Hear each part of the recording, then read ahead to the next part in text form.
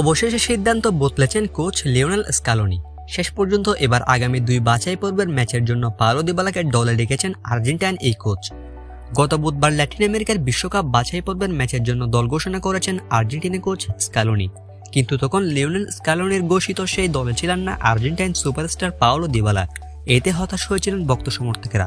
তবে এবার নতুন করে দিবালাকে দলে রেখেছেন স্কালোনি।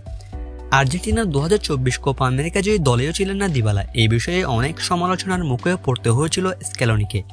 অফ ফর্ম আর চোটের কারণে তার দলে ফেরার চ্যালেঞ্জটা দীর্ঘ হতে যাচ্ছিল।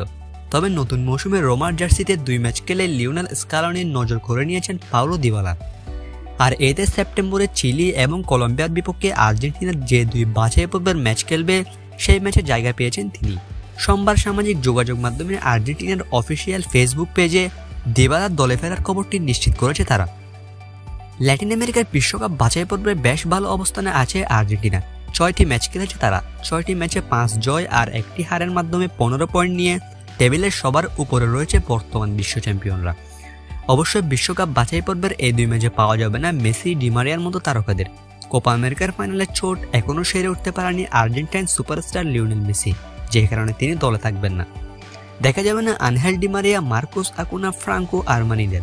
তবে মেসি, ডিমারিয়ার অভাব কিছুটা হলেও পূরণ করবে পাওলো দিবালা, এমনটাই আশা ভক্ত সমর্থকদের। আগামী 6 সেপ্টেম্বর ভোরে বিশ্বকাপ বাছাই পর্বের ম্যাচে চিলির বিপক্ষে মাঠে নামতে চলেছে আর্জেন্টিনা। এদিন আর্জেন্টিনা নিজেদের ঘরের মাঠে চিলির বিপক্ষে মাঠে নামবে। এরপর 11 সেপ্টেম্বর শক্তিশালী কলম্বিয়ার বিপক্ষে দ্বিতীয় ম্যাচ খেলবে বর্তমান বিশ্ব চ্যাম্পিয়নরা।